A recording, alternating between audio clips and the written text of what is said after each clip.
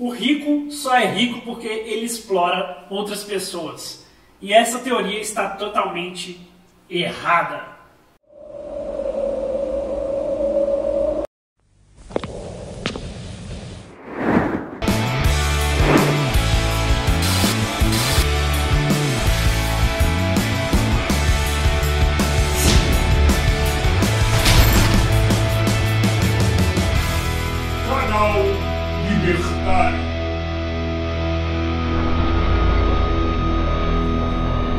Antes de mais nada, eu gostaria de dizer que esse vídeo está sendo patrocinado pela Winworks, uma produtora de foto e vídeo com o melhor custo-benefício de Belo Horizonte. Winworks, produção de conteúdo na era digital. E esse vídeo vai para um amigo meu, é o Luiz. A gente teve uma conversa e ele explicou que todo rico só é rico porque ele explora outras pessoas. E isso é totalmente uma inverdade. Essa é mais uma daquelas programações mentais que você sofreu no decorrer da sua vida. Para começar, eu gostaria de dar um exemplo, que é aquela pessoa que ela ganha muito dinheiro por seu talento, por seu dom natural, de conseguir se vender para outras pessoas. Como, por exemplo, um jogador de futebol, o Neymar. Quem que o Neymar explora? Ninguém. O Neymar ele ganha dinheiro porque ele consegue ser especialista no seu trabalho, ele consegue ter destaque. É a lei da oferta e da demanda. O Neymar ele é único e por isso ele vale muito e sua mão de obra é muito cara. E com isso ele ficou rico e não precisou explorar ninguém, né? Outro exemplo que a gente pode dar é o Whindersson Nunes do YouTube. O Whindersson Nunes ficou rico com uma câmerazinha em casa, fazendo vídeos e editando vídeos e subindo no YouTube e cativando muitas pessoas, milhões de pessoas. E com isso ele não precisa de ninguém para fazer as coisas para ele. Ele e a câmera é o que deixou ele rico. É claro que a gente precisa do capitalismo para ver as trocas voluntárias. Ele precisou de comprar uma câmera, ele precisou do canal do YouTube, ele precisou da internet, ele precisou de vários outros itens que chegaram até ele voluntariamente. E ele não explorou ninguém, ele não explora ninguém. Essa ideia de explorar as pessoas é aquela velha falácia do trabalho análogo à escravidão ou aquela falácia do capitalista malvadão, né? E essa é uma teoria totalmente errada. Mas é claro que tem algumas exceções, né? Como por exemplo a família Castro. Ah, mas Igor, o Fidel falou que poderia conferir em todas as contas da Suíça que ele não tinha dinheiro em banco nenhum, ele não desviou verba nenhuma. Então assim, a família Castro não roubou nada e tal. Eles não exploram ninguém, eles não roubaram e tal.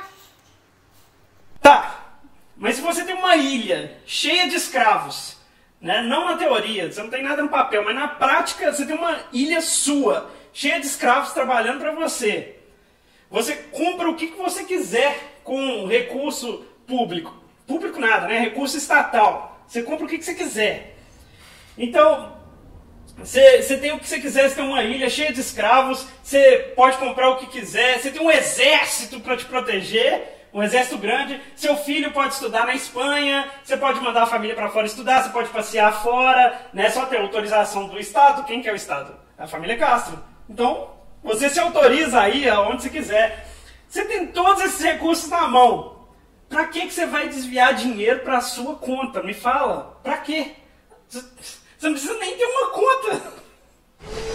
Mas é claro que quando a gente fala dessa questão de explorar, a gente sempre lembra do empresário, aquele cara que ficou rico com sua empresa.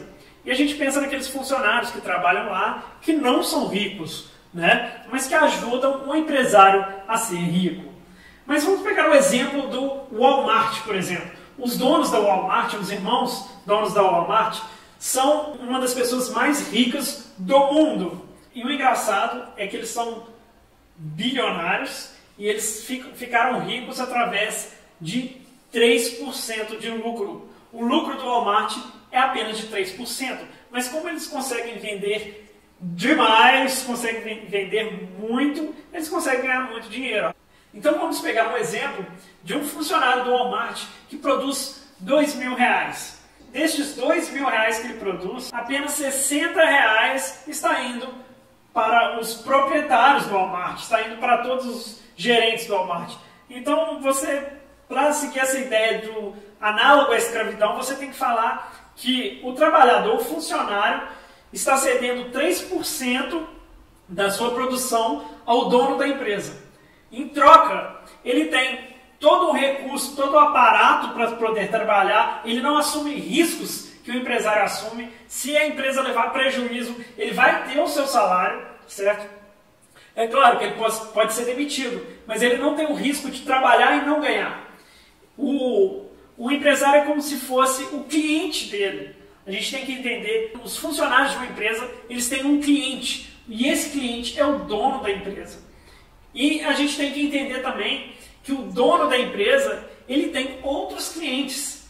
E essa corrente, ela é igual, da mesma forma que você trabalha para o dono da empresa, o dono da empresa trabalha para outras pessoas que são os clientes. Nesse exemplo do Walmart, você pega 3% da produção de um funcionário, que no caso, se ele receber R$2.000, ele vai estar cedendo R$60 para os donos da empresa, e em troca ele vai ter toda a estrutura para poder trabalhar e não vai assumir riscos, certo? Ele vai ter toda a estrutura de vários funcionários, toda a estrutura de maquinário, de logística, de todo o funcionamento, toda a estrutura de funcionamento ele vai ter.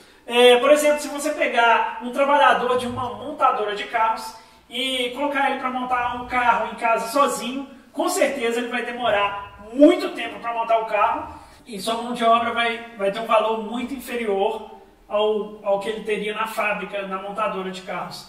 Então, a estrutura é muito vantajosa para o funcionário também. E nessa conversa que eu tive com meu amigo Luiz, eu fiz uma pergunta, mas foi uma pergunta retórica, uma pergunta que eu já sabia a resposta, que é a seguinte pergunta: por que o funcionário, por que aquele que recebe menos, entre aspas, por que ele não toma o lugar de empreendedor? Por que ele não empreende? E esse amigo meu respondeu até com um pouco de fervor, um pouco de bravura, dizendo que nem todos têm a condição, o conhecimento ou a capacidade de ser um empreendedor, de ter esse potencial, vamos dizer assim. E ele está certo, né?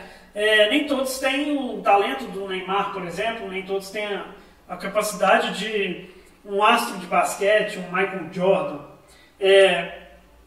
Se eu, por exemplo, quisesse seguir a carreira de basquete, eu ia morrer de fome, né? Eu sou baixinho, gordinho, então não ia dar muito certo. Mas só porque eu não consigo ser um jogador de basquete, eu não tenho que invejar um jogador de basquete nem achar que ele deve ganhar menos do que eu, só porque eu não tenho um talento ou não tenho condições de ser um jogador de basquete.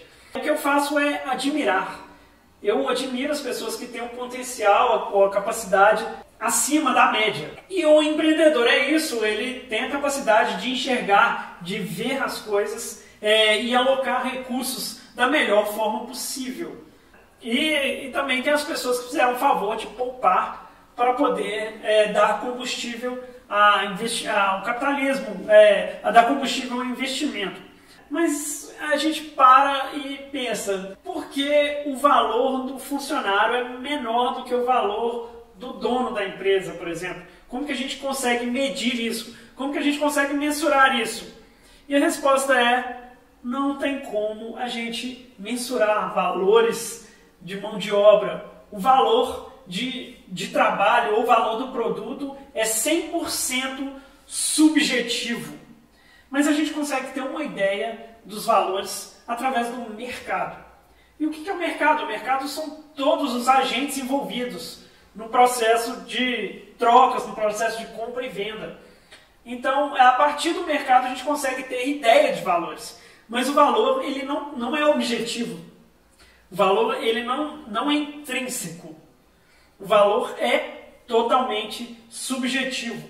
Então a gente não consegue dizer que uma pessoa tem um valor abaixo do que ela está recebendo e o outro está recebendo mais e por esse motivo ele está explorando o outro.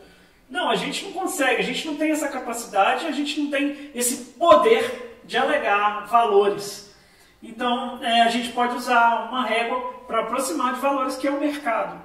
E então, o que determina se um trabalho é escravo, se um trabalho está explorando a outra pessoa, se alguém está explorando a outra pessoa?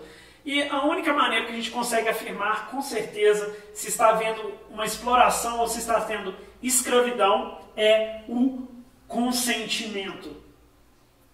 E você pode parar para pensar que tudo que não é consentido é, de certa forma, tudo que não é consentido é, de certa forma, uma exploração, um crime, certo? Se você viola a propriedade do corpo da outra pessoa, se você viola a propriedade da outra pessoa, você está cometendo um crime.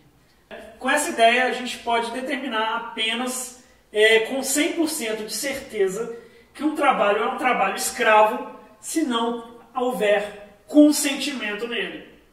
E é por isso que você paga os impostos de maneira forçada. Porque o Estado é uma gangue criminosa que vive do espólio legalizado e visa um monopólio do crime.